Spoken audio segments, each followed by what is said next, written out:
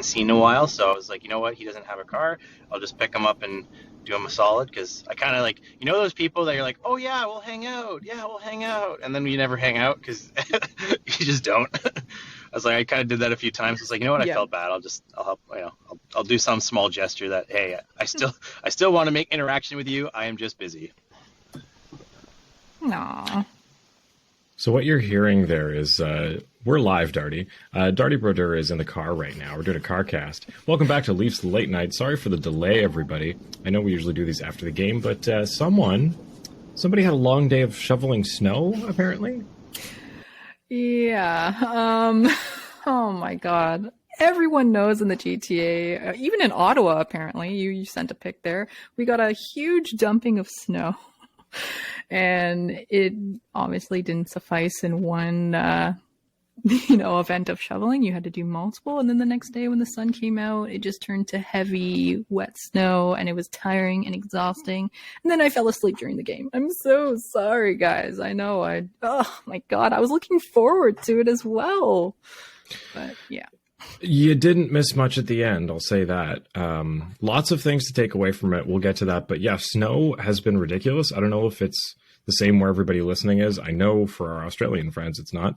But my street in particular, I don't know how to describe it other than I can't see out of my driveway because the snowbanks are really tall. And it's like that for the whole street. Like, Same it's here. insane.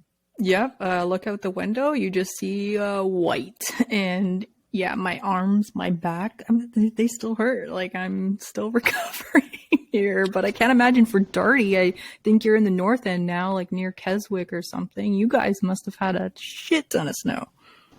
Oh, yeah. It's so funny. You said, I don't know what you said, my arms, my back, and all of a sudden my mind went to my neck, my back. But then I also went to my back is broken. Spinal. So we're getting a little bit of two vibes going on here. But yeah, it was pretty bad, except that Darty lives a very privileged life and that his driveway is very small now in comparison to his old driveway, and all four cars are on the driveway. So the amount of snow I had to shovel was minimal because they took up the entire space, which is not something Darty has ever experienced in his life. I have consistently lived in the sticks with dirt roads, and shoveling was the most atrocious thing. But I'm not going to stand here and be like, oh, back in my day, or Darty had it rough or anything. It's just I hate shoveling. So like now in my new semi-domestic life, like it was nice to know that it's just someone's like, okay, go shovel the pathway. I'm like, that's great, because the pathway is only like maybe a couple yards, like it's not like I have to travel like an entire kilometer worth of fucking shoveling just to get out of my driveway, like it's thank God. Did you also walk to school uphill both ways in like 6 feet of snow back in your day? Back in my day, just to get a comic book, I'd have to walk like 5, 6, maybe 10 clicks. I don't remember anymore. To the general store. I'd steal money from my mom's fucking bowl of change. Get like $5, scrounge up enough for a Bongo Simpsons comic, and maybe, just maybe, enough for like a Jolt Cola. All right, so wearing my Thomas Caberlet jersey. Yes. You know what? And with the mention of Thomas Caberlet, let's get to the Leafs. Welcome back to Leafs Late Night, where it's never too late for the Leafs. Public address announcer for your Toronto Maple Leafs, and this is the Leafs Late Night Podcast, your post-game destination. And now, your starting lineup: Roscoe, the Fanalist, Southey, Beaner, and Darty Brodeur on the Leafs Late Night Podcast. Everything is awesome. Everything is totally fine. I'm not projecting positivity into the world at all, because we definitely need it right now. Welcome back. I'm your host, Roscoe, joined by Steph the Fanalist and Darty Brodeur, as you have heard already. So without really getting into the nitty-gritty of the game, to start here, the alarm bells are going off on Twitter, in the media, I'm sure on Facebook, and everywhere you can express your opinions. It is discourse about the Leafs, and it's not good. So unfortunately, I know you fell asleep, but to run you through the things that happened in this game, first period, extremely physical. We see JT get absolutely mowed down twice within like 2-3 minutes. Matthews blocks a shot in the first period, hitting him on the inside of the knee. He luckily came back. I think if it wasn't the end of the first, it was in the second. And then in the third period, we have, or no, I think it was in the second even, O'Reilly blocking a shot, hitting his finger. I think it was from even Matthews, so it wasn't on purpose at all. And he was seen in the arena with a splint on his finger, which we now know is broken, with no timetable for return. So that is not one, not two, but 3 centers that are now less than 100%, and that's putting it lightly. Ugh. Yeah. I watched the first, okay. This game was hot and heavy. Like, I mean, people were all over the ice. Luke Shin coming back in his return not too long after trade deadline in the opposite dressing room. And then we're so excited about Matt Murray returning, right? Is he going to put on a Mrazek performance or a Murray performance? Hey, I tweeted out, game day tweet, and I accidentally put in a Mrazek gif, and someone called me out on it, and I was still seeing stars from shuffling, I swear. So yeah, that's where that came from. But yeah, man, like seeing Luke Shin throw his way around and everyone, I guess, helping out. But I noticed a lot of penalties too, right? Like Toronto with 3 penalties in the first period, Vancouver Jake with McCabe 2. casually going to the box for 17 minutes. Which I've never seen before. Like the guy, if I'm remembering this correctly, because I apologize. I was planning on doing one that night, so I didn't take notes on this. Somebody was hit, and Shen jumped in, and Bunting jumped in, and then McCabe finally comes in and starts the fight. So he gets an instigator. Do you have the penalty in front of you? I think it was instigator, fighting, and a 10-minute misconduct. Yep. So first it was for fighting, then 10-minute misconduct, like you said, and instigator. Yeah. Like, I listened to this and the commentators were just like, oh, are they pulling this out of their ass sort of thing? Because, first minute we're getting a 2-minute or 5-minute major, and then it turns into like 17 minutes off the bat. Yeah. It wasn't until the second period that Jake McCabe came out of the box, which is insane. Because the Leafs were playing short already. It's just, super fun. Yeah. And another thing I noticed in the first that they mentioned was that, the Leafs have not scored more than 1 power play goal yet this season in a singular game. Huh. I did not realize this.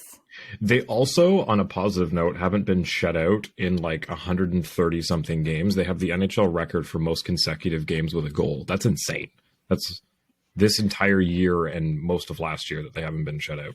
Mm-hmm. Yeah. And also, Thatcher Demko coming back. This is his 3rd game back after sitting majority of the year, right? This guy hasn't played, and he's coming off a 5-4 win in Dallas and then a 2-1 loss, posting a .944 save percentage.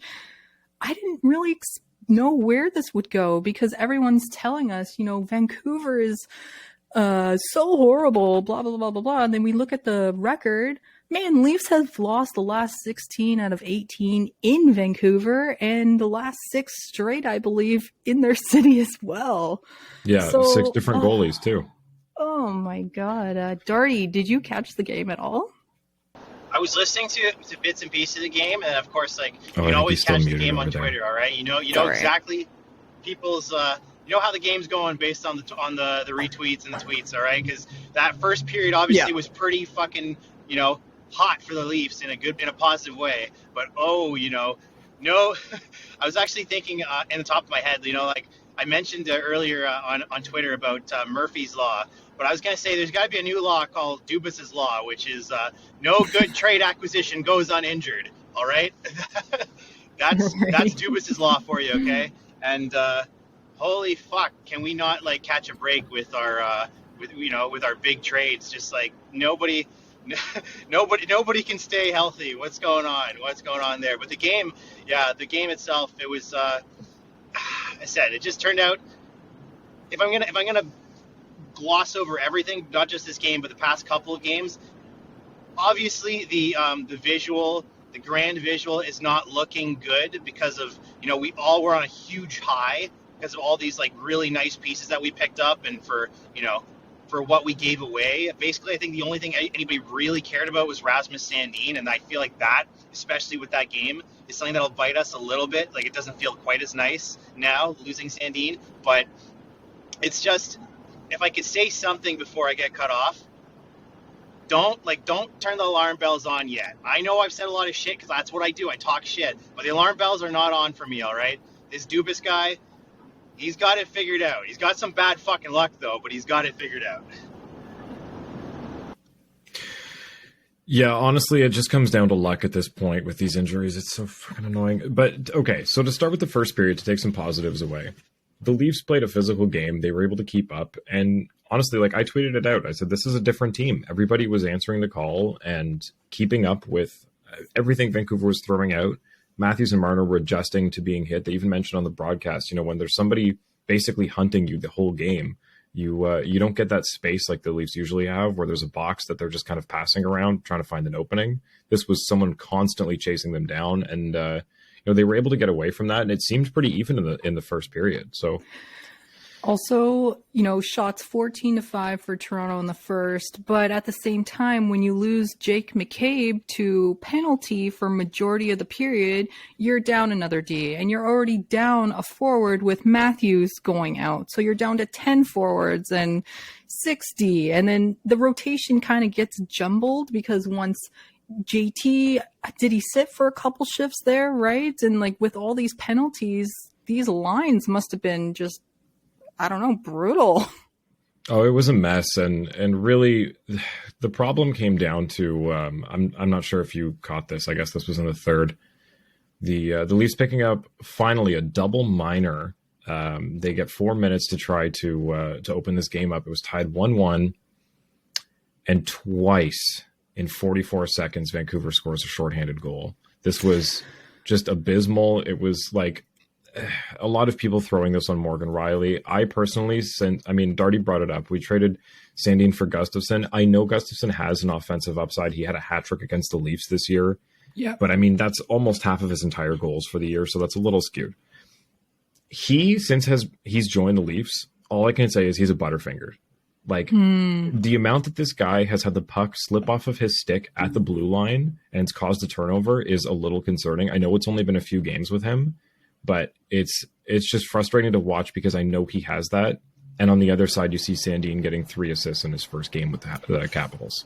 Okay, so hold up, everybody. It's a little annoying to watch. Here's my question for you, all right? Because this is going to like change the perspective of how we're going to talk about Sandin, all right? Do you guys not think that this guy actually wanted to go? Because if we're looking at like, why would we trade a guy like Sandin? Like, he obviously has more than just potential. I don't think he's marginally better. I don't think Gustafsson's that much better or worse or whatever. Like, I don't see why you make this trade, right? So if you have to think, why the fuck is this trade happening? Is it really because like Dubas knows that Sandin like not necessarily wants out, but there's that sour taste in everybody's mouth because of that holdout for 1.4. There must be some bad blood there, and I don't mean like we shipped him out, but more so like this was kind of a favor done on both sides. If that's what I'm trying to say, because I like Gustafsson. I like what he did for me in fantasy, but I would have rather kept Sandin, right? So where's the they say the proof's in the pudding. Where's the fucking pudding, right? Like, explain. I would say it's going to come down to the re-signing of both players. Like Gustafsson, you're going to be able to potentially maintain. Just the guy's only on an $800,000 contract this year. You can probably get him for what you signed Sandin for this year, like maybe like 1.1 if you want to keep him around. Maybe he sticks around for the same he's on this year. Sandin's going to pop off in the next couple seasons, and he's going to want more and more money. And I don't think the Leafs can keep, like I've said, it was always going to be him or Liljegren. I thought it was going to be Sandin that they kept around, but I guess because the value was there, they were able to move him. I don't know. I think if there was an offer for Liljegren, they probably would have done the same, but the interest was in Sandin, so that's what happened. And Now Washington's going to have to try to fit him in, and I think it makes more sense for them. They're an aging team. They need to start bringing in some new people, and the Leafs are in win now. And Sandin wasn't going to get first pair minutes with the Leafs, and now, look, he's literally straight to the first pair in Washington. Also, Kyle Dubas's little project here needs to play. And in order to do that, we had to move out some capital in order to reactivate him. So by these moves, we had to activate Matt Murray, right? And Sandin, once Jake McCabe came in and everyone else, he just got pushed down the chart, well, Keefe's chart, right? We know he has potential. We know he was on PP2. We've seen what he can do in the last 5 years with the organization, but he can't play the right side. We've tried that, been there, done that. Nope. The new acquisitions, they fill holes that we need, not just the offensive side, but the D, which is everyone's been talking about, the physicality. Even though Sandin led the D in hits, not going to lie, before Luke Shin's days. There's some big ones. Yeah, like this hurts. I know this hurts for Leafs Nation, but we got a first back. I was going to say, you do get the first. You get the first, which is the biggest thing. You scratch each other's backs, like you said, Darty, because it was prime time opportunity for Dubas. He held out last summer, gave him the contract at the end of the day. Now he's doing well. Even though he missed some training camp, Sandin fully said it's been a rough start. Like, it's been a low start. But we immediately acquire someone who leads the team in points for defenders and has power play, opportunity like off the bat, because he ran Washington's power play unit. So it's tough to see the Butterfingers happen with Gus right now, because you want that hole to be immediately filled. You don't want any mistakes, but people have to realize we're pretty much plugging a newbie on every single line after trade deadline here on the road. The Leafs and Vancouver game was the third game in 4 nights or whatever it was, or 3 nights, or it's just been a lot. And I don't know, it hurts, but at the same time, it was time. Yeah. And look around. Tampa's on a 5-game losing streak. I don't know if you guys saw this, but Kucherov, Point, and Stamkos were benched for the entire third period. And then the next game, they get shut out 6-0 to Carolina. So, I mean, if you want to sound the alarm bells here, it's not like everything is honky-dory on the other side of this round 1 matchup, and nothing's going to change. Like, they could really both go on a couple game skid here, and it's still going to be the two of them. But it just goes to show that this is going to happen. I'd rather people playing well, but maybe a little banged up before the playoffs, and hopefully they're all back, than like your top line cracking under pressure right now, because that seems weird for Tampa, especially defensively. They're collapsing. So I don't know. This is kind of the better of the two. It seems like Matthews is okay. JT will be back in a few, hopefully, fingers crossed. O'Reilly's the one that I just don't know. Yeah. And just my last point on Sandin, the guy always wanted ice time, and it wasn't going to happen in Toronto, unfortunately. And I don't know. I feel everyone's still complaining on Twitter. And I saw your tweet there, Darty, too. You said he was a piss baby. I saw that. But I don't know. Now we have a new guy. I'm honestly utterly shocked that we have Shin and McCabe.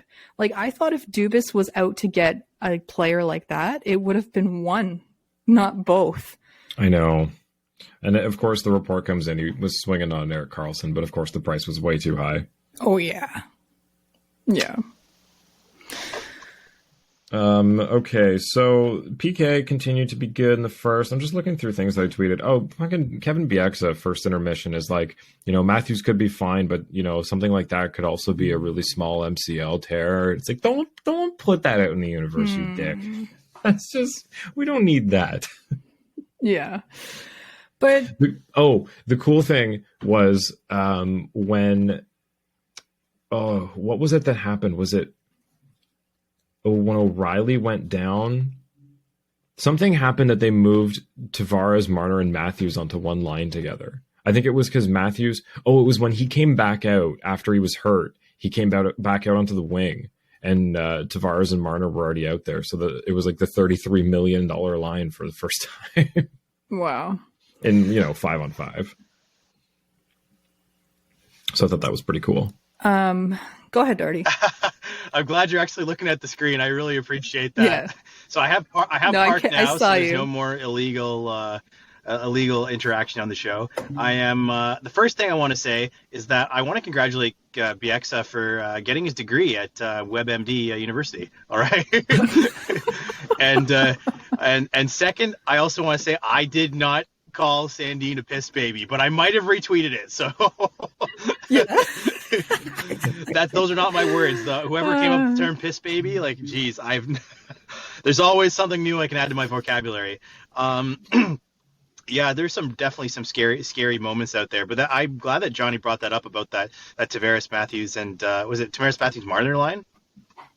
Yeah, it's like lest we forget that we still have some of the best players in the NHL, regardless if they're going through a slump. And so sometimes all it takes is just got to change, rearrange the equation, and things can, they don't always look great. But the thing is that is possible. Now, I'm going to jump forward in the conversation, but you don't have to refer to it right now. But talking about rearranging equations, unfortunately, I don't think everybody's very happy when they have to rearrange the equation by putting Kerfoot on the first line. But, c'est la vie, I guess. Keith said Kerfoot's been playing better than Bunting, and he's earned that first line role. We all know Keith sees all, but at the same time, it's like you see the lineup and you're like, what the hell? What's going on here? And seeing JT in a gray sweater today, it kind of throws you off in a sense. But yeah, I feel like since the acquisitions, we've talked about this too, Kerfoot's been playing a lot better, and I've noticed over the last month or so, Bunting's discipline has really gotten a little out of whack. Like, there's a difference between being annoying and just being like Jordan Binnington, and it seems like he's starting to lean towards that, where he's like getting too riled up about things, and when there's no call made, you can hear him yelling, like on the broadcast, you can hear him down on the ice, and I don't know, things that are going to get him called more often than it's being effective. I think he just needs to be careful with how he's playing this game and remember what the objective is and not get so emotional with it. He needs to get a phone call from Nazem Kadri, okay? Because that's very Kadri-esque. Like, very, like, not Kadri as we know very him now, much, yeah. But Kadri as we knew him. All right, I'll stop talking now. No, 100%. That's a really good comparison. It's old Kadri, old Leaf Kadri.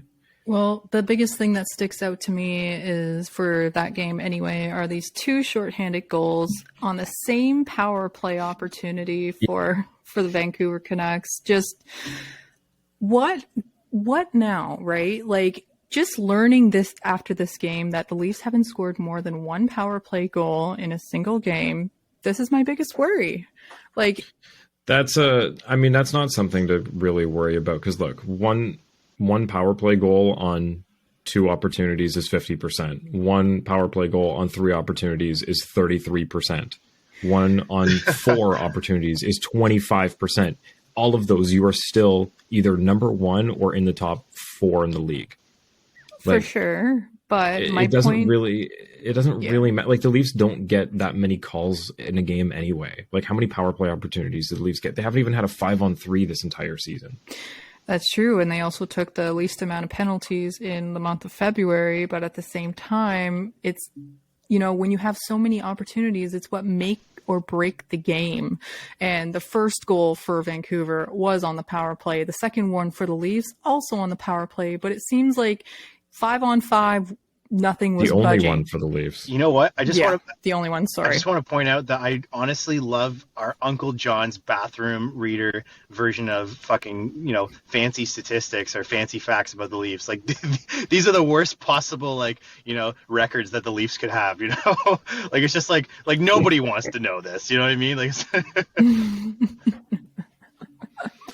no, but really, like, I put a poll out. I said, what's the most concerning right now? O'Reilly's hand, Matthews' leg, or Morgan's Rielly, because I thought that was funny. Yes, I spelled Rielly wrong, I know. There was 1, 2, 3, 4, 5, 12, all of the aboves. and a lot of people saying the power play, specifically Fulton Reed saying the power play getting 37 likes. So a lot of people think there were 700 votes, so power play would still probably be up there. Morgan Rielly being number one, closely followed by O'Reilly's hand and the power play. Who's surprised by a Leafs defenseman taking a fucking shit kicking? You know what I mean? From the fans. That's yeah. Ever since I was a kid, McCabe and Caberlet, and then Gardner. Like, there's always somebody. like right? the Leafs. Gardner So- Expressway. Leafs version of cursed employee of the month. You know. So to not spend time ripping on that because it's a little played out. The power play itself,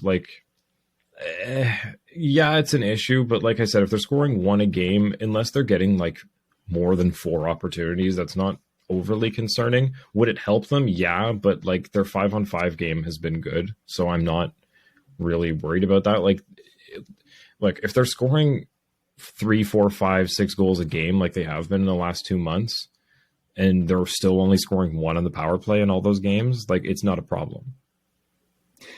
Yeah, I guess Like, it's how many just games- disappointing. How many games do you think they would have won if they gotten 1 more power play goal this year? Like, there's very few. They either win or they get blown out. Like, they don't really lose by a goal anywhere in the season. I was looking at our New Jersey stats looking forward, and we lost the last one by 1, and same with Boston. Like, it adds up, man. Like, just the power play and thinking of how, we're 4th overall, but Yeah, exactly. Out of 32, like, Carolina converted on 4 out of 5 power play opportunities yesterday when blowing out Tampa 6-0. okay, are they in the top 3 above us on the power play? They are. I'm not too sure off the top of my head, but I'm pretty sure they're doing well. They must be with this new acquisitions. Oh my God. Just seeing that though. And like, You know what their power play is? what? You said, okay, so 1, 4, 5, 6, 7, 8, 9, 12th. So Okay. throw your point out the window. Only Edmonton, Tampa, and LA have a better power play than the Leafs do. Like, I don't understand this argument that the Leafs power play sucks. It's 25%. They're I'm not just saying better it than sucks. Buffalo. But no, a lot of people are. Yeah. A lot of people are saying it's the most concerning thing. They are 4th in the league on the power play. They are 1st in the East. Well, sorry, 2nd, other than Tampa. And Tampa's only less than 0.5% ahead of them. Like, they're both at 25%. So Carolina's 12th in the league. And what did they do at trade deadline? Pick up Shane Gostisbehere to anchor that second unit. Boom, 4 points in 2 games. Kotkaniemi, career high 5-point night. 4 of those points came on the power play. Like, it's just crazy how these fixtures will impact your team in this aspect. So as Leaf fans, I think the expectation is a little high because we have these bigger names and, yeah. And one of them has a broken finger, and one of them got whacked in the head, and one of them got a shot to the knee. If you give a couple games for this to work, these guys are going to have the best power play, like even better than Tampa. Yes. That's all they need to be, and they're barely Agreed. worse than them. Agreed. Go ahead, Darty. So sorry. So just give you another crazy anecdote. Is that someone famous once said that if you mind your own biscuits, life will be gravy. And unfortunately for the Leafs, is that when it comes to those opportunities to win those tight games, right? When it's down to 1 goal, we don't find the biscuit getting in the back of the net. And I think when which I was talking about bagheads, and I was talking about those fans who just seem to sit there in that negative pit of despair and never get out. It's like, well, there's a reason why. This is not unheard of, because people say you are what your record says you are.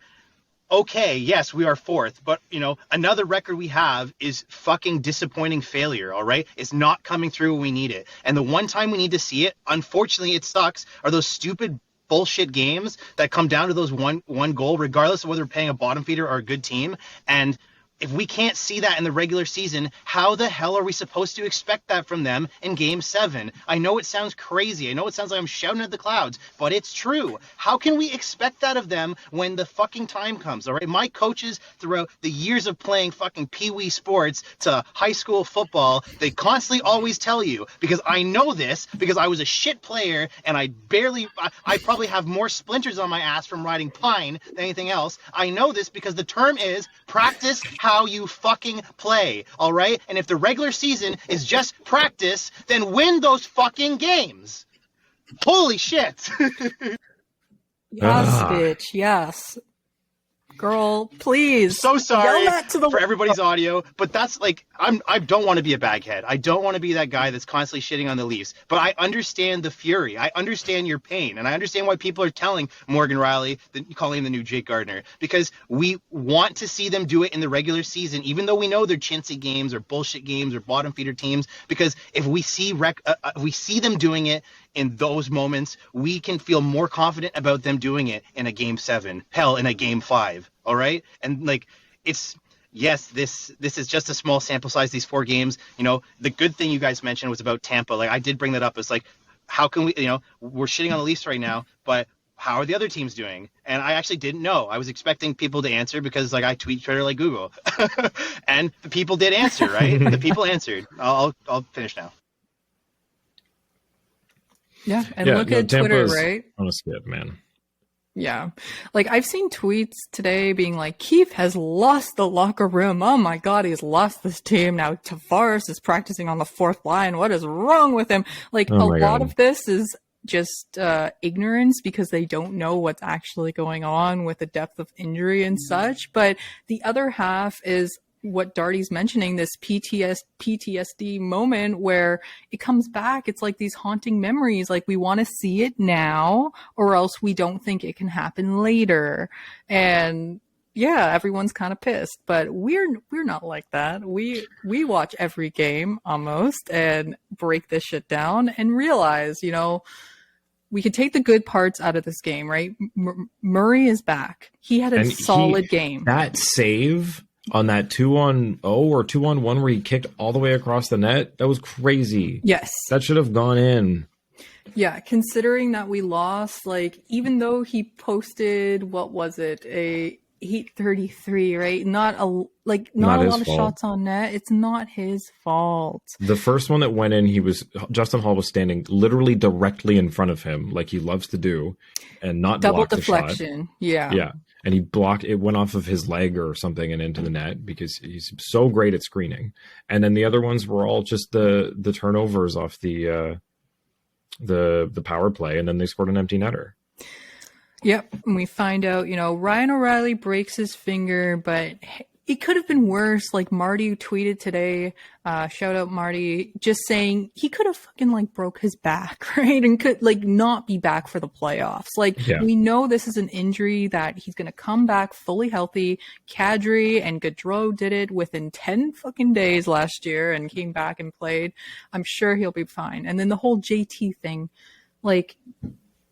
he took the day. He was the last one on the ice at practice to see how he felt. And trust me, those trainers, if there's any signs of concussion, they will not let him put on a jersey. So these are good signs.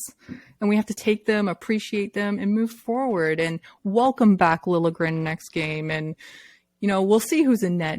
Does Murray get the next start, do you guys think? That's a tough one, actually. I mean, I think because of how long there's been between games, why not?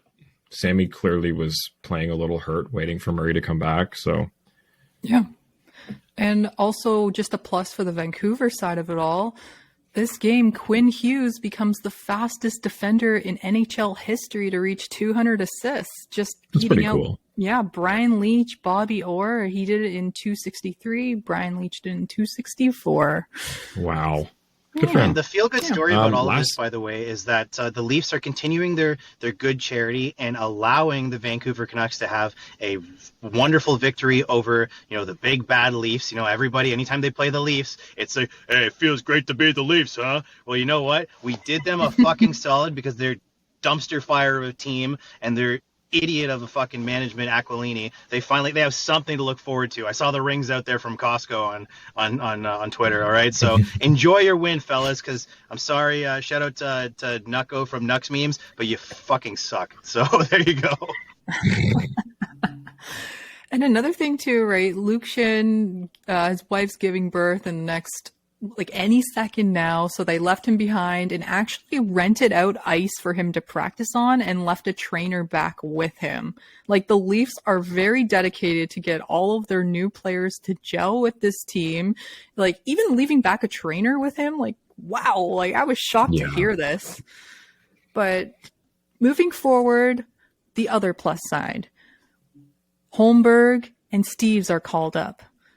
Holmberg obviously played his way into this roster before trade deadline, and he's shown us what he could do. Like, I was pretty confident in Kampf and Holmberg as our bottom six centers. We got to this point in the season thanks to, the buds before trade deadline.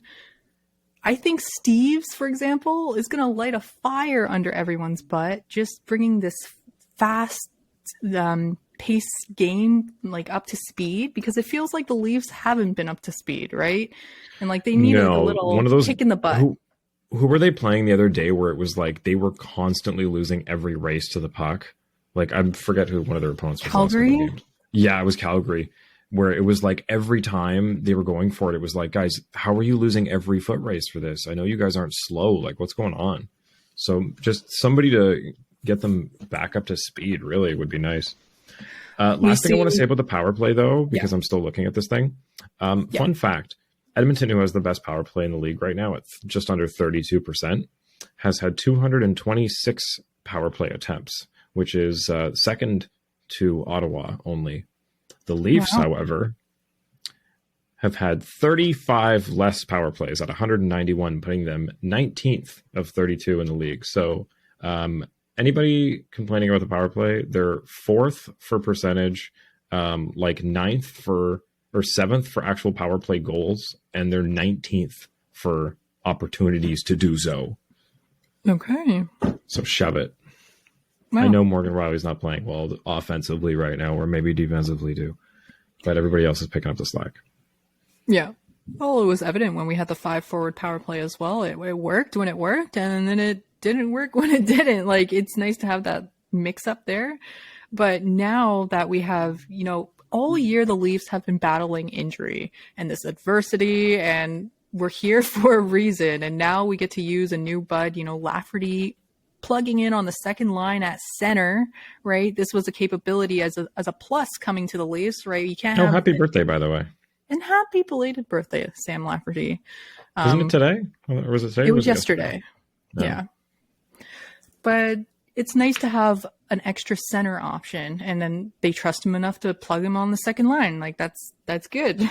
And it's not Kerfoot, right? Like, Kerfoot's still on the first line, left wing. But, yeah. Okay, so we got to go to questions because we got a bunch of them and we're going to run out of time.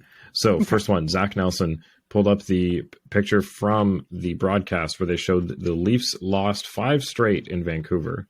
So Michael Hutchinson, here, you know what? I gave you guys Hutchinson. See if you can name the other 4 goalies that the Leafs have lost their last 4 games to Vancouver with. Shalgren? No. Oh. Mrazek? Yep. Campbell? Yep. Anderson? Yep. And Sparks? Nope, it was 2021. Oh, Casimir Kaskasuo? No, but if you guys missed it, Casimir Kaskasuo nailed a ref in the back of the head with a water bottle from like 40 feet away, and it was sick. Yeah, join the MLB, man. Like, whew, that was a nice toss. Okay, I'll give you guys one David more guess. Riddick? Hell yeah, it's David Riddick. Yeah. Did I finally get a fucking question right out of every single episode? I'm terrible at these. I finally get one thing right. Just one Nicely done. part. Nicely done. Nice. So The actual question from Zach Nelson. Murray was awesome tonight. What is going on with Matthews right now? He seems off. So, what's going on with Matthews right now? Man, I think everyone has this expectation that he's going to instantly score 50 again, and his name has been plastered absolutely everywhere, from NHL covers ×2 to commercials to, the expectation's high. He's deep in this league now and coming off this year and on pace for 30 goals and like 90 points. People think he's going downhill when technically he's still an amazing player. I just want to pull up a graphic that Marty posted. Shout out.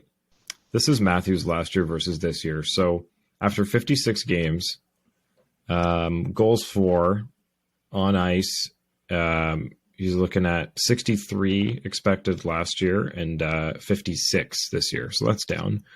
Mm-hmm. On ice goals against last year, 47. This year, 28.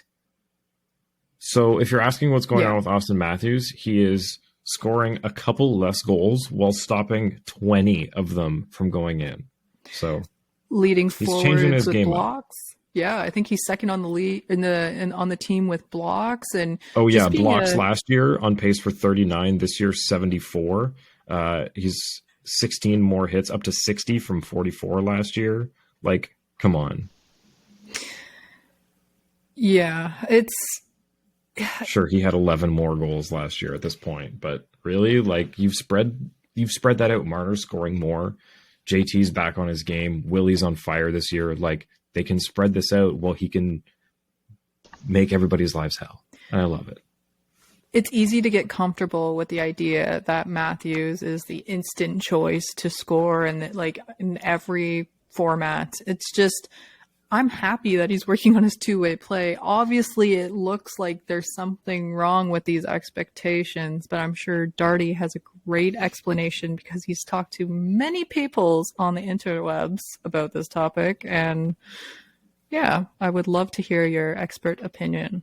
It's so hard to like sit there and not say anything because I always have these like really funny things. They sit in the back of my head. I'm like, I gotta say it. I just gotta say it. And this time, let's hope it comes out properly. But what I was gonna say is, it seems like Austin's lost his mojo. But when we look at stats like that, he's certainly got the power. All right, and one of the things that we needed from Austin was to adapt and change this game up a little bit and not just scoring, right? Because we've learned that scoring goals isn't just going to win us games. It's great, and we love when we outscore our opponent, but it's the other qualities that from each of the players, but particularly from Austin Matthews, that are going to win us in those really weird situations, right? Like, sometimes you just can't outscore your opponent, but you can out-finesse them, you can out-block them, you can out-hustle them, and I think when we're talking about like Austin losing his mojo, literally, that's what people are saying. People are saying that Austin Matthews like doesn't look good out there. But I think there's like almost like a, trying to use big words here, but it feels like, I guess, like a paradigm shift in the way that the Leafs are, operating right now. And especially with all these players moving and the everything you're seeing online and it's stuff that they probably are dealing with mentally too, right? It's not, they're the athletes, they're the ones that are doing this, so they've had to change. There's been a lot of change, there's been a lot of ups and downs, injuries, unexpected circumstances.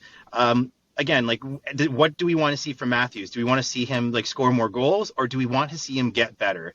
And if getting better means like staying out of injury, maybe blocking shots probably is not going to save you from injury, but but we do. Like, I'm not gonna ask him to score more goals. What I ask of him is to be the best teammate that he can possibly be. Does he give a fuck that I'm asking him that? Probably not. But that's what I am sitting here asking about Austin Matthews. If I can get that from Austin Matthews, that's all I can really ask from him. I had more to say somewhere, but I lost my trail of thought. So let's stop there. Look, I think the point comes down to you don't need 6 goals to win a game. We're not the Edmonton Oilers. You just need one more than your opponent does, right? So he doesn't. Maybe on the power play. Look, if we're already up 4-1 or something, and he's scoring the one that makes it 5-1, like, extra goals here and there are not what I'm looking for. If that's going to be, what sets him from 50 to 60, great.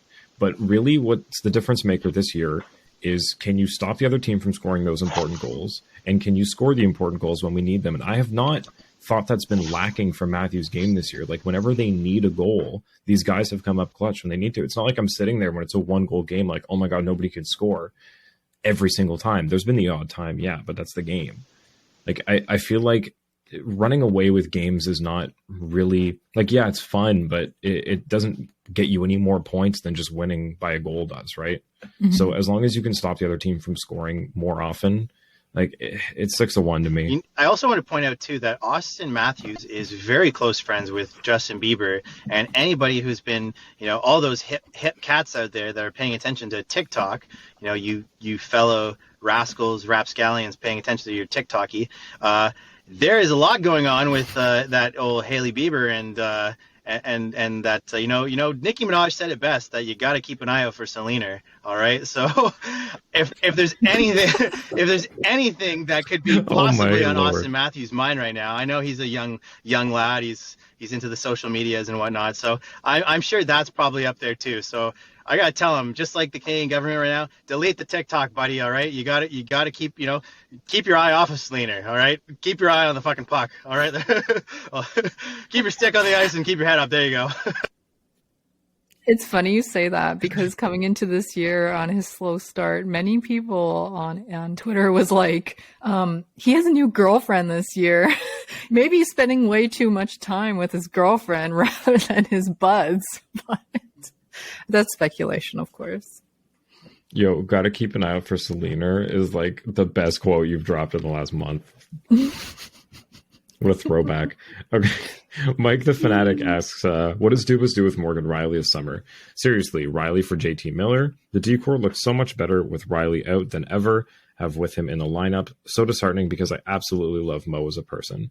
And Scott, Poet Scotia, following up, very fair question. He's not been right since coming back. Temporary? If not, then what should the Leafs do? Steph, you want to start it? Just thinking in a management perspective, even though I'm not them, I just think they are not even going to touch Morgan Rielly whatsoever until the time is coming, like near the end of his contract. He's going to be a forever Leaf, in my opinion. And what do? I don't know. We just have to prepare for playoffs, get him used to multiple D partners, right? Like, we've seen the Hall show during Vancouver. Who was it? Brodeur. And then now he's being paired back with Rielly. Like, the pairs are all over the place. I don't see the Leafs ever getting rid of Morgan Rielly, but that's just my opinion. Darty, take it away. I won't. I've been trying to say this all day, but when it came to Morgan Rielly and like the hate and vitriol, which I have been a part of, just because, like, man, I really wanted this guy to be the captain of the Leafs a long time ago, and I just feel like there is some carryover attitude from the Leafs that he grew up with. The ones where he was sitting in the locker room while Phil Kessel was saying, what was he talking? He's talking to, what the fuck's his name again? That short. Fanuff. No, not Fanuff. The coach. Oh, was it? Good one, Randy. Oh. Good one, Randy. Randy Carlisle. See, Morgan Rielly was in that dressing room. Yeah. You can see him in the back of the video, and I feel like there's some carryover, like maybe depression or disappointment from, like, every year we fall short, right? And he really has gotten away with murder. All right, like he's best friends with Jake Gardiner. I've seen these guys. I creeped them one time. They happened to show up to my work, and I was like, look at these guys. And they're like shaking hands, all buddy. They seem like a couple cool lads. So I'm like, this Morgan Rielly fellow, all right, he is an amazing defenseman. And again, if we're talking about someone who lost their way, who lost their mojo, it's Morgan Rielly. And I know he has it still, unless there's some injury we don't know about, right? All these guys are hiding something. But Morgan Rielly, I have given Justin Hall so much leeway that even though I've been chirping Rielly, even though I've been saying some bad things, I take it all back. All right. I want nothing but the best for Morgan Rielly, especially because he is healthy on paper. We just got to help him get his mojo back. So if everybody can finally, like, don't listen to old me of 5 hours ago when I tweeted some probably mean shit about Morgan Rielly. Listen to me now when you're listening to this episode, and let's send out those positive vibes. All right. Because yes, I want to fucking, throw this guy through the screen sometimes, because it just seems like, especially after that one quip earlier in the season, it's like, oh yeah, it's real easy to ignore the fans yelling shoot. Yeah, well then why don't you shoot the fucking puck? All right, like if you're aware of it, then don't be a little brat. Don't be that kid who's like, I'm not gonna do it. Just fucking go out there. You know what to do. Hammer down, boys. So if we're talking about Morgan Rielly, we need to help this guy get his mojo back. Not 100% happy with him, but I'm sending out all the positive vibes because he's the only guy we got. He is our number one. He is our Victor Hedman. And, I don't even think Victor Hedman's doing that great. So let's take what we let's not take what we have for granted, all right? I feel bad for shitting on him. We do take him for granted. I take him for granted, and I'm sorry. I think we take all of our defenders for granted in Toronto, but I would say he can figure it out for the next 20 games, because come playoff time, I'm sure he's going to snap out of it. He's got the most, like you said, he's been here through this whole thing. He's got the most to prove, I think, being here through all of the debacles of past. He's carrying the most weight as a Leaf. I don't know. I feel like now with everything in the right place, granted all these guys have to come back healthy, but I feel like this is a time where he's really going to pull it together. I don't know. I hope so. Just to echo what you guys said, I hope for the best for him, but I don't think they're going to move on from him. But if it does get to the off season and everything falls apart and he's the reason that, they lost game 7, just theoretically speaking, knocking on wood, in that crazy world, it's a very easy contract to move at $7.5 million for what he is, just because the market was set after he signed it at 9+ for what he is. He's a steal. I think if the crazy scenario came up where they did want to move on from him, even if it isn't a couple years, like you said, near the end of his contract, they want to do him a Kyle Lowry favor and just for his last year send him somewhere to win. I think it's an easy one to move, especially towards the end of it. And the sad part is someone's getting a steal, right? Because it's also the Leafs curse. There's multiple cursed things that we do that we have, and one of the Leafs curses is that our players who are so they've got that dark cloud over them and nothing can go right. All of a sudden they go somewhere else, say Nazem Kadri, and they just somehow are lights out and just put us to shame, right? So, and that would be the perfect example. I know he's a little bit, I guess older now. How long has he been in the league for an entire decade, if not more? Yeah. So, but still, someone would be getting a steal out of Morgan Rielly. I feel like I wouldn't want to lose him. And it would be a shame that how it's going to be. If that's the case, if it comes down to, Morgan Rielly equals Jake Gardiner 2.0, all of a sudden, he's gone. He can't help it. It's just how it is in this fucking city. And I'm part of it. I am to blame too. I think the curse of ex-Leafs is coming to an end, though, because, not that I'm cheering for people to have lesser careers by any means, but Kapanen and Johnsson have not really panned out since moving on from the Leafs, and those were guys that I thought were going to be, unfortunately we couldn't keep them kind of guys. Yeah. And really it's just been, they've bounced around and barely made rosters. So the only thing I can take from that is maybe the curse is starting to lift. Yeah, maybe. And it's weird too, because Kapanen was Nylander 2.0, right? Or I guess 1.6 or something. Yeah. He was he wasn't really Nylander, but he was our stopgap when Nylander was holding out. And it was what the talk of the town at that time was, why the hell do we need Nylander if we have Kapanen? If what's happening, Kasperi Kapanen, right? So it's very strange to think that this guy's gone to the pit of misery along with Johnsson, who I totally forgot about. So yeah. And he was just part of a trade on deadline, one of the big ones, wasn't he, for Meyer? I think so. Yeah. So he's going out to San Jose now, Andreas Johnson. Okay, next question from Olaf Zenegar at Ozenegar. Why haven't the Leafs been able to make clean passes over the last 3 games?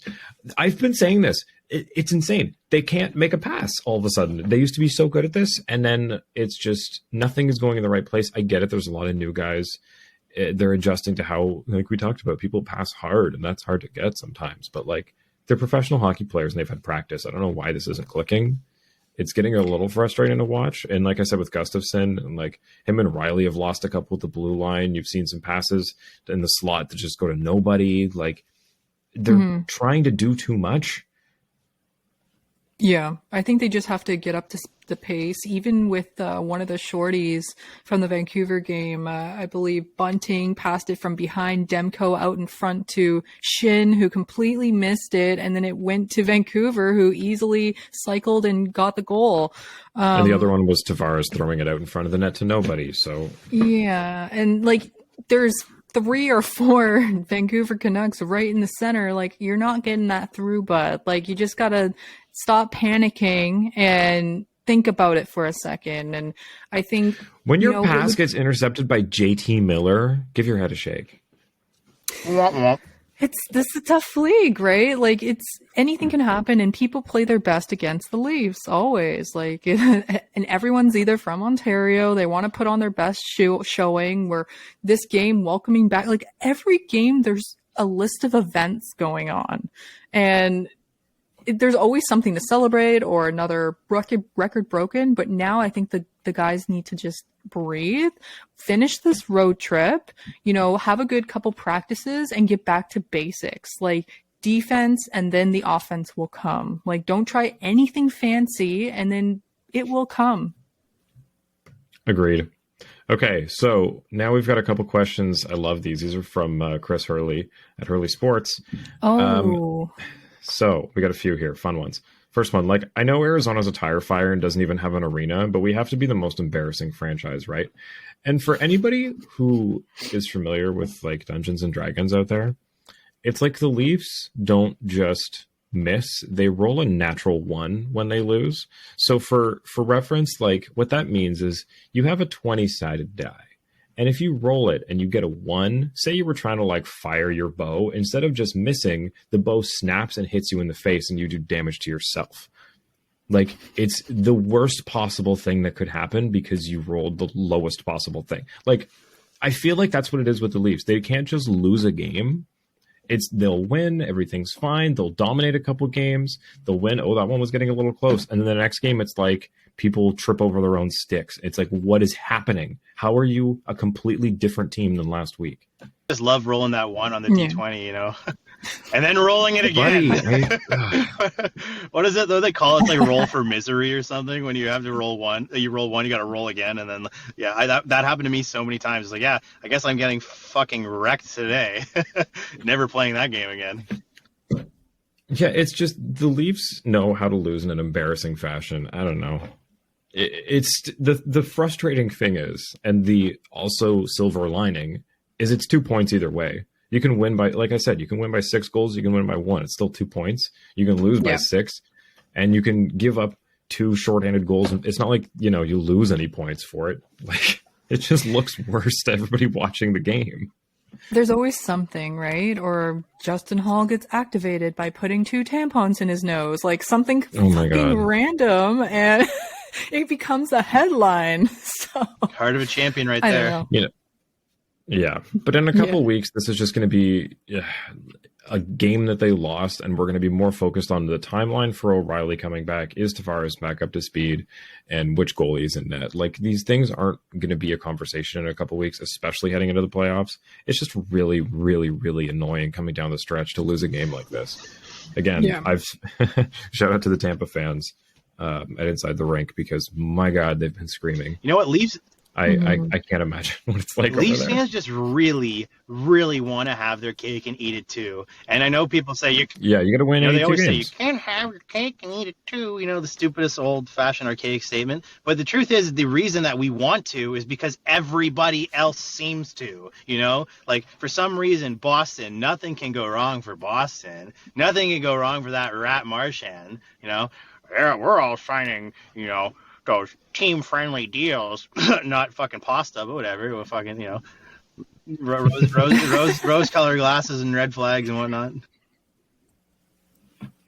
Facts. Okay, so this next one is going to be, just for the sake of me clipping this and putting it on our Instagram, I'm going to call this Start One, Bench One, and Cut One. Cool? Yeah. I like Probably, these. I know that's not what you wrote, but got to censor it. I know we haven't censored a lot, but I want to post this. So first is plain chips. Okay. So no flavors, just plain chips.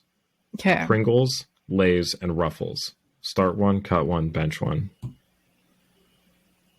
I think the first choice to cut is obvious here. Which is? Pringle. Ooh. Fuck that. Yeah, I'm cutting Pringles Okay. too, just because I get like you have to define Lay's. If it's is it just Lay's original or Lay's like any type of Lay's? No, dude, all original. All Lay's are original? Okay, fuck. Yeah. No, but okay. Here's my issue again. I always make things complicated. The Lay's, I taste better like if you dip them. Like I'm pretty sure like people like put like No. cream or something on them. Plain But chip. just the chip themselves, I'm cutting the Lay's. Sorry, I'm cutting the Lay's. Thank you. Plain Lay's. If you've had, like, when was the last time you bought a bag of plain Lay's chips? There are so many. You go to the grocery store, it's like there's kettle cooked ones. There's like even the store brand kettle cooked chips, salt and vinegar, even the plain ones. Like, they're better than Lay's. They're not good. Guys. They're like, ruined my life. it's like tissue paper. It's tissue paper, man. Like it's salted tissue paper. There's nothing Yeah, there. Cut but Lay's. they hit the spot when you're mowing and you're downing a bag like myself. The plain Lay's are easy to eat and they don't friggin' stab you in the mouth like They're a greasy. ruffle. Okay. And I can grab a whole handful because that's the only way I eat chips like a savage, and popcorn. I just shove that shit in my mouth and make a huge mess. And it has to be Lay's from these three. Like Pringle, plain Lay's, yeah. Ruffles, though, if there's a dip, it has to be a ruffle because there's support in that chip so it can We're hold the talking dip. plain chip. No only. accoutrements, all right. But the Pas d'accoutrement. the Sans accoutrement. alors. So the Pringles though, the one thing I do like about the Pringles is they're basically McDonald's French fries. All right, they taste the exact same. No. Yeah, they taste the exact same No, as they McDonald's do French fries. not. They do. Yes, they They do. do. But I think also too the McDonald's French fries have heat. You're never gonna have a hot Pringle, so that is the difference. Okay. True. Just Yes. okay. I'm starting Pringle, benching Ruffles, and cutting Lay's. How shit are cold McDonald's fries here, okay? So you want a Pringle that's equivalent to a cold McDonald's fry If it over was a flat Ruffle and and a Lay. crispy, I would eat a cold, crispy McDonald's fry anytime. Like the little, like if you find one of those Crispies in the bottom of the bag, not like hours old, but like if it was cold, I'd eat that. I wouldn't touch the rest of the bag Fine. because But- crispy potato salt, which is basically what all of these are. Okay, this one is a little easier, more interesting. Pie, cake, and ice cream. Not Start hard. one, bench one, and cut one. I will start. Okay. I'm going to say, oh my lord. Okay, so here's why. I am somebody who finds myself craving cake, but I'm going to cut cake because it's the idea of it is always better than the actual cake. Like, I very rarely have a cake that's really good. Like, you can buy more shitty cakes than you can good ones, and good ones are Yeah. expensive. Pies, you can spend $6.99 on an apple pie at the grocery store. It's a pretty good pie. Like, you can make a pie at home, and even when it's not that great, it's still pretty good. You can buy a can of pie filling and make a good pie. You throw some ice cream on that, it's perfect. For that reason, I start ice cream because ice cream makes every dessert better, meaning ice cream is the king. Pie gets benched and cake gets cut. Okay. I see your reasoning there. This is hard for me because I do not have a sweet tooth. I'm a savory person. I'm really I'm not picky. I just don't want it. Like, I can eat apple pie, but I'm not really enjoying it because I'd rather have I don't know, sorbet. I like fruity sorbets. I'm not a huge ice cream lover either. So if it's a mixed fruit sorbet, I would love that. But Fine. DQ Ice cream cake, is king. yeah, DQ cake over everything. Every birthday, it has to That's be mostly DQ. ice cream. That's the only cake I'll go for. I can eat all cake, but my fave is DQ. If we're just talking about cake. That's an ice cream cake. Which proves There's my too point that ice much. cream makes every regular dessert better. Ice cream is king. Kawartha Dairy, please sponsor us. I like Treats of Pizza too. Treats of from pizza. DQ. Again, it has ice cream. Yes. So ice cream wins for me as well. Thank you. Cake Darty? and pie. Mm. Oh yeah, I don't which know. one between cake and pie? I have to go cake because, you know, I'm one to eat around the crust as well. I like the filling. I'm not a big crust person. Sorry, so which one are you cutting? Pie. This is Okay, hard. sorry, I could not make sense of your reasoning, whether it was good or bad. Okay, I like them all, guys. I just rather not. Treats of Pizza. Okay, DQ. Darty, and then we'll do favorite pies, and we'll sign off. All right. You ever like I feel like my thoughts are so loud sometimes that like I'll be sitting there like you guys are talking and I'm just thinking about like pie, pizza. Oh, is my wife calling? And then I'm like thinking about like holy fuck, my mic was on. Was I talking? So I do apologize if I was like just randomly like blurting out. I don't know. My thoughts felt so loud because I got lost in the pie. I got lost in the sauce. All right. So, but while you guys were going on, I was Do you hear really, the baby crying? I'm outside in my car, so I can't, but maybe my spidey senses are tingling.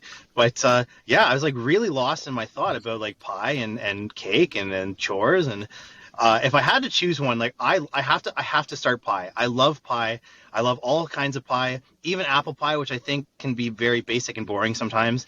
I'll choose that, especially if it's hot, like a hot apple pie from like McDonald's or like, you know, fresh out of the, you know, baked. Oh yeah, pie's got to be hot. Baked by your, you know, your grandmama or something like that. But or your grandpa. I know someone's grandpa was a damn good pie maker too. All right, he made a really good pumpkin pie. I like pumpkin pie. Some people don't, but you gotta have the whip. All right, you don't have the whip. So I'm starting pie. I'm cutting ice cream only because I only like one or two flavors, and I usually find myself overeating it. I don't think I can have like.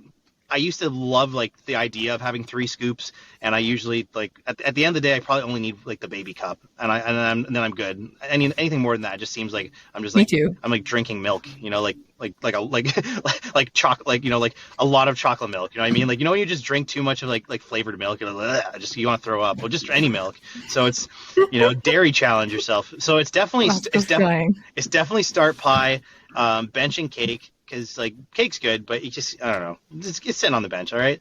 And yeah, we're cutting the ice cream. There you go. I'm lactose intolerant, and I picked ice cream as the winner. What does that say? Yeah. Ice cream is king.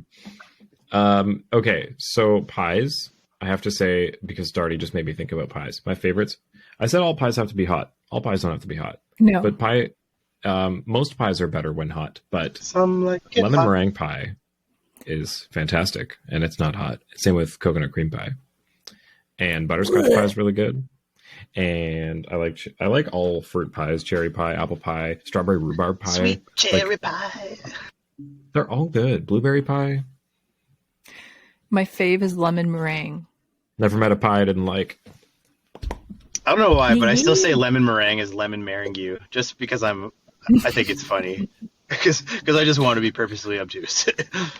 Lemon I like meringue key is lime. really good, and Yeah. key lime is good too. I like fruity. I do not. Okay, I'm not a picky person, guys. There's like enough things I can count on the top, like one hand that I hate in this world, and one of them is coconut. So coconut is out. I hate coconut with a passion. I can't even smell it. It smells like shit to me. So if you have coconut body wash, you smell like shit. Interesting. Okay, what about Steph is not in love with the cocoa. No. Well, not in love with the cocoa. What about yeah, what no about coconut cheesecake? here. Love Cheesecake's a dividing cheesecake. one. Love cheesecake. Okay, so if it's a dessert, I go for cheesecake, not cake. See, those are good. I like the ones, I know they're like Cisco, you know, every restaurant has them, but the baked cheesecake that has like the chunks of stuff in it, those ones are really good at a I restaurant. like fruity. I like score. I like caramelly, chocolatey stuff like that. But So basically anything you can put on a cheesecake. yeah, pretty much. I lean more towards fruit cheesecake than chocolate. I don't know. I find like the chocolate, I don't know if it's the texture or the bitterness of it just doesn't. I mean, chocolate and cheese obviously go well together, but it's like the texture I find is a little strange. I don't like peanut butter with it for the same reason. I like dark chocolate and caramel sea salts with dark chocolate. Ooh, caramel sea salt's good, but I think it's the acid in the fruit goes well with it, you know? Cuts some of the fat of the cheese instead of adding more to it with chocolate. I'm getting really molecular with this, so I apologize. I'm just thinking about Darty, cheesecake now. favorite pie? In the words of the great Marty Zilstra, we are examining the minutia of this topic.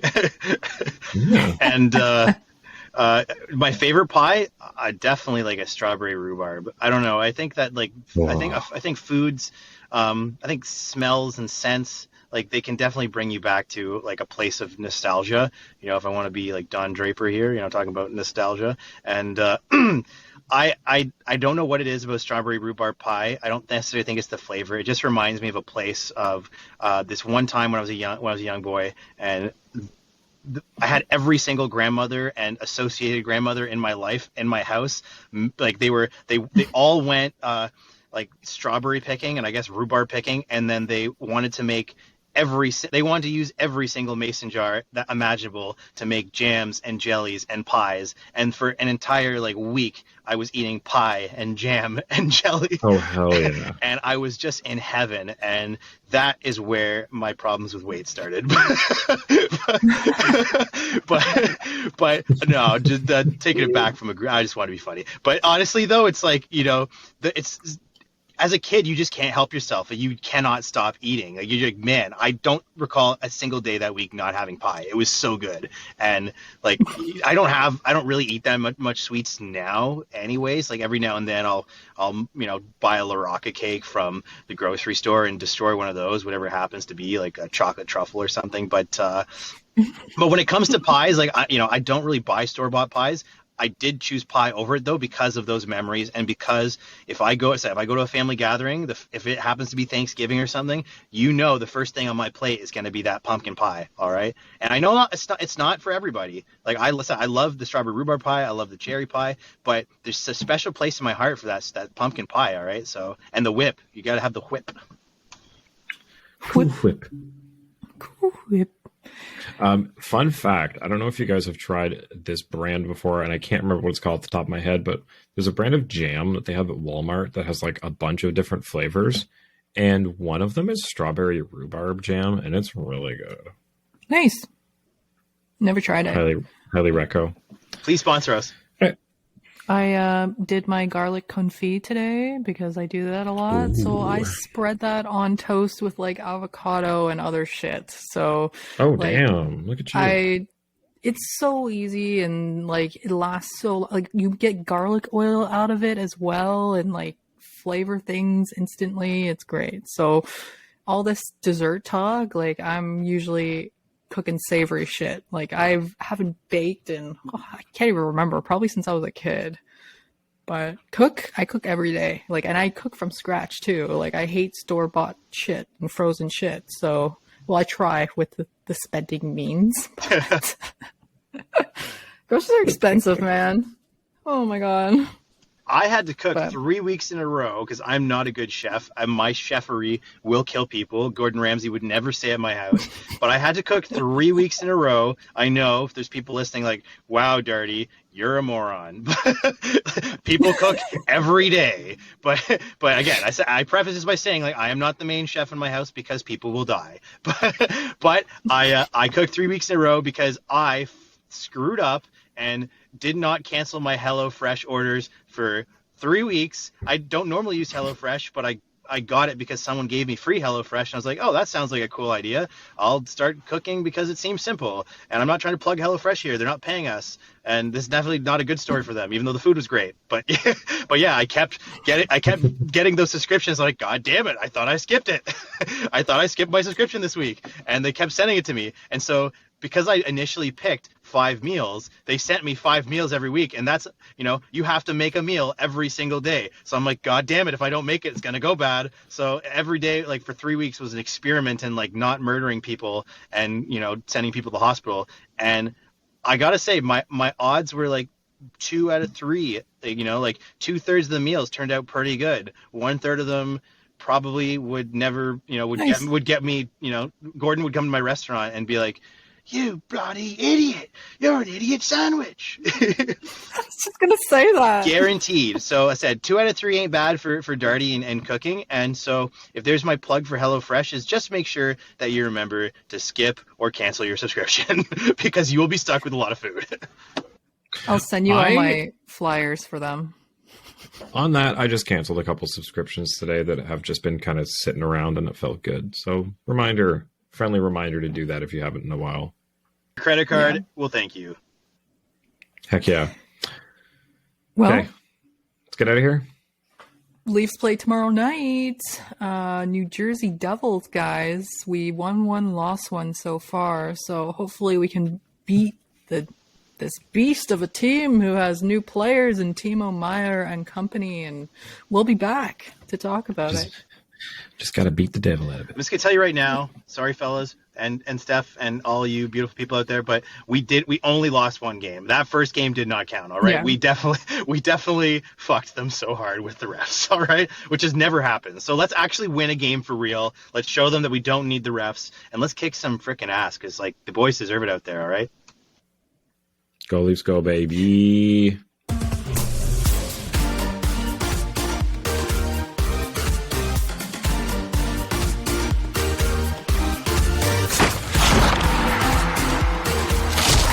Follow us on Twitter and Instagram at Leafs Late Night, your night of post-game podcast. Available after every game on YouTube, Spotify, Apple Podcasts, Audible, and more.